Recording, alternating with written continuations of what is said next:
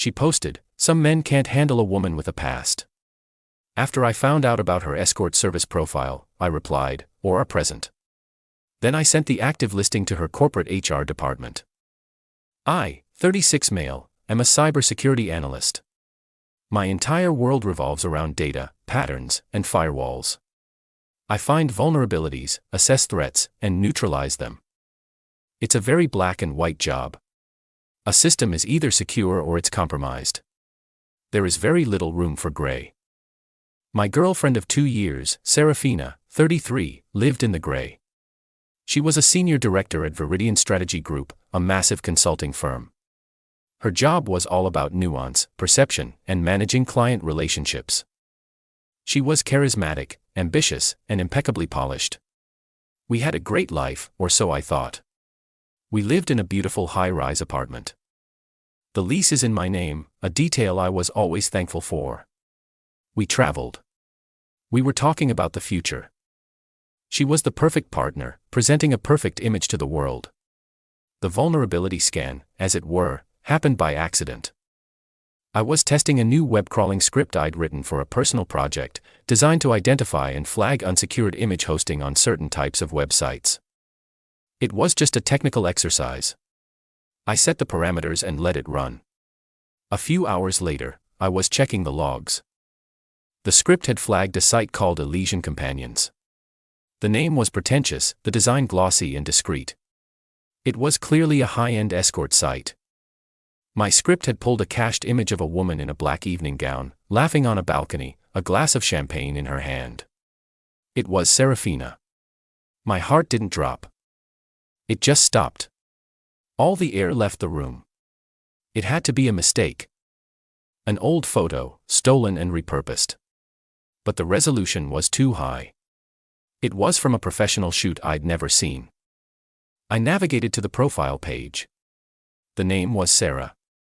The bio was expertly written, full of corporate buzzwords she used every day.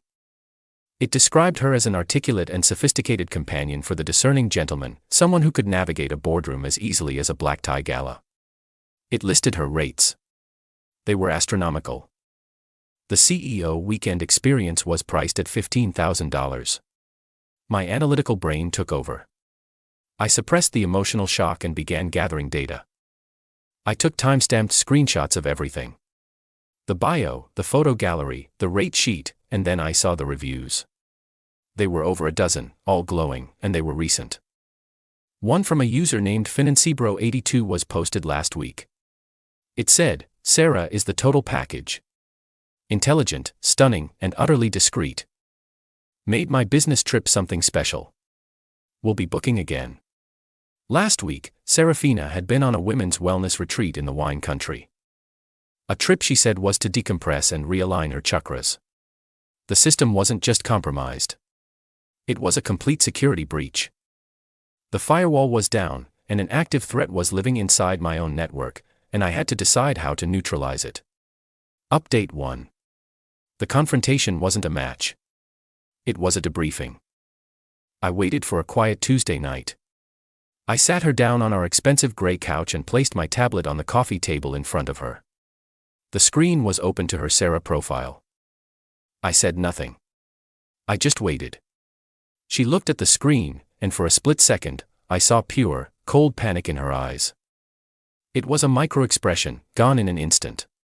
Then the corporate mask snapped back into place.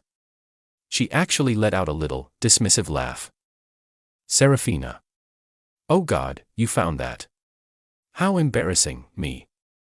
Embarrassing is one word for it. Serafina. Liam, that's from ages ago. Before you. I was young and experimenting. It was a phase, a way to explore my autonomy. I just forgot to take it down. It's not a big deal. She was trying to gaslight me, to frame it as a quirky part of her wild past, and frame my discovery as an insecure intrusion. It was a masterful performance. Me. The profile lists you as available for bookings. It also has a review from last week, from Financebro82. He says you made his business trip something special. The blood drained from her face. The data point she couldn't spin. She saw I had done my research. Her strategy shifted from dismissal to indignant rage. Serafina. Are you serious? You're tracking my reviews? What kind of controlling, invasive behavior is that? This is my body, my past. I can't believe you're trying to shame me for something I did to survive when I was younger. Me. You told me you were at a wellness retreat last week, Serafina. This isn't about your past. It's about your present. You are actively running a business as a high-end escort while in a committed, monogamous relationship with me. You are lying. It's a fundamental breach of our entire agreement. Agreement? This isn't a business contract, Liam. It's a relationship. And you're violating my trust by digging into my life like this. The circular logic was stunning. My discovery of her lie was a greater betrayal than the lie itself. I felt that cold, detached clarity I get when I'm looking at a complex security problem. Me. It's over, Serafina. She stared at me, dumbfounded. What? You're breaking up with me over this? Over a part of my past I haven't even told you about yet. I'm breaking up with you over the part of your present you actively lied about. The lease is in my name. I'm giving you 30 days to find a new place to live. That's the legal requirement, and I will be following it to the letter. The argument that followed was draining. She cried. She screamed. She accused me of being a prude, of being intimidated by her sexuality, of being a misogynist. It was like she was throwing a whole dictionary of buzzwords at me, hoping one would stick. I didn't engage, I just repeated the facts. You have 30 days. Please make your arrangements. She's still here, for now. The apartment is a battleground of passive aggression. She's alternating between trying to seduce me, don't you miss this? And trying to guilt me. I can't believe you're throwing me out on the street. I know this is just the beginning. A cornered system will try to launch a counterattack. I'm just waiting to see what form it takes. Update 2. 1 month later. The counterattack came, as expected. And it was public. Serafina spent the first 2 weeks after the confrontation trying every manipulation tactic in the book. When none of them worked, she moved into the next phase. A public relations campaign, designed to frame her as the victim and me as the villain. It started a post on her Instagram. She has a significant following, a curated audience of colleagues, clients, and friends. She posted a beautifully filtered photo of herself, looking pensively out a window, latte in hand. The caption was a masterpiece of passive-aggressive martyrdom. Friendly reminder that some men just can't handle a strong woman with a past. They want the polished, successful version of you, but can't deal with the journey it took to get there. Their insecurity is not your problem, ladies. Never dim your light for someone who's afraid of your fire. Tash, woman with a past, unapologetic know your worth. The post blew up, hundreds of likes, comments poured in from her friends and colleagues. So true, Queen. His loss. Never let a small man make you feel bad for your history. My phone started buzzing with texts from mutual friends. Hey man, is everything okay with you and Serafina? What's this post about? She was trying to preemptively poison the well, to control the narrative so that when our breakup became public, I was already cast as the insecure, controlling boyfriend. She was leveraging her public persona to attack my private character. For a day, I did nothing. I watched the comments roll in. I saw people who I thought were my friends liking her post. Then, I logged into my own rarely used Instagram account. I went to her post, and under her long flowery paragraph, I left a simple 3-word reply, or present. The effect was immediate. A few people replied with question mark emojis. Someone asked, what does that mean? Serafina, I'm told, went nuclear. She deleted my comment and blocked me within minutes, but the damage was done. I had introduced a single contradictory data point into her carefully crafted narrative. I had suggested the problem wasn't historical, but current. Her next move was entitlement. With her 30 days almost up, she confronted me. Serafina, I found a new apartment. It's a bit smaller than this place, but it will do. Me, good. I'm glad you found something. I'll need you to cover the first and last month's rent, plus the security deposit. It's about $9,000. I just stared at her. I'm not going to do that. Why not? You're the one ending this. You're kicking me out. You owe it to me to make sure I land on my feet. I'm accustomed to a certain lifestyle, a lifestyle you were happy to provide. This is the least you can do for the emotional distress you've caused me. I am not responsible for the consequences of your choices, Serafina. You have a very lucrative career. Too, in fact. You can afford your own deposit. The look of pure hatred she gave me was terrifying. You will regret this, Liam. You have no idea who you're messing with. That was the moment my objective changed. My initial goal was simply to extricate myself from the relationship, to secure my own network. But her threat, combined with her public smear campaign and her outrageous financial demands, constituted a new attack.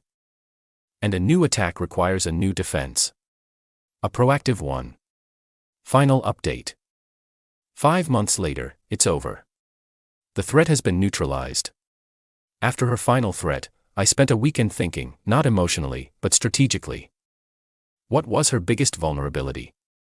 Her career, her entire identity, her financial stability, and her social standing were built on the pristine, high-achiever image she projected as a senior director at Viridian Strategy Group. Her side business was a direct and catastrophic threat to that image. I went to the Viridian Strategy Group's corporate website. It wasn't hard to find their global code of conduct policy. It was a long, dry PDF, but I read every word. And there it was, on page 12, section 4B. All employees, particularly those in client-facing roles, are expected to conduct their personal and professional lives in a manner that does not bring the firm into disrepute. Any outside business activities that could create a conflict of interest or pose a reputational risk to the firm or its clients must be disclosed and approved. Failure to do so is a serious breach of contract and grounds for immediate termination. It was a kill switch. I didn't want this to be a messy personal affair. I needed a clean, anonymous solution. Viridian, like most large corporations, had an anonymous ethics and compliance hotline, managed by a third party. It was a whistleblower portal, designed for reporting fraud or corporate malfeasance. It was perfect. I crafted the message carefully. I didn't write it as a scorned ex-boyfriend. I wrote it as a concerned, anonymous party. To Viridian Ethics and Compliance. From a concerned party. Subject, potential reputational risk and code of conduct violation. S. Vance. To whom it may concern, I am writing to anonymously report a situation that poses a significant reputational risk to Viridian Strategy Group. A senior director, Serafina Vance, appears to be engaged in an undisclosed outside business activity that is in direct violation of the company's code of conduct. Ms. Vance maintains an active profile on a high-end Escort website under the alias Sarah. The profile markets her services for social and private engagements at a significant fee. Given Ms. Vance's senior client-facing role, this creates a severe potential for conflicts of interest, blackmail, and significant damage to the firm's brand integrity should this information become public. For your verification, the active profile can be found at the following URL, linked to her Elysian Companion's profile. I have attached time-stamped screenshots of the profile, rate sheet, and recent client reviews for your records. I trust you will handle this sensitive matter with the appropriate discretion. I submitted the report. I attached the screenshots. Then I closed my laptop and went for a long walk. It was done. The outcome was now out of my hands, left to the predictable, merciless logic of corporate risk management. Serafina moved out a week later. The day she left was quiet and cold. She didn't say a word. About a month after that, I heard from a mutual acquaintance. They asked if I knew what happened with Serafina. I said I didn't. They told me she had been abruptly let go from Viridian. There were rumors of a major breach of contract, but no one knew the details. She had apparently vanished from their professional circle. Her LinkedIn profile scrubbed of any mention of her former employer. A few weeks ago, I got a string of texts from a number I didn't recognize. It was her. They were rambling, furious, and pathetic. She accused me of ruining her life, of being a vindictive monster. She said her life was over, that she had lost everything. She had no idea it was me who submitted the report. But she assumed I had somehow spread rumors. I read the messages. I didn't feel triumph. I didn't feel joy. I felt a quiet sense of order being restored. She had built a life on a foundation of lies, and a single, well-placed data point had brought the whole unstable structure crashing down. It wasn't my fault. It was a matter of physics. I blocked her number. I changed the locks on the apartment. My life is quiet now. I go to work. I debug code. I maintain my firewalls. My network is, for the first time in a long time, completely secure.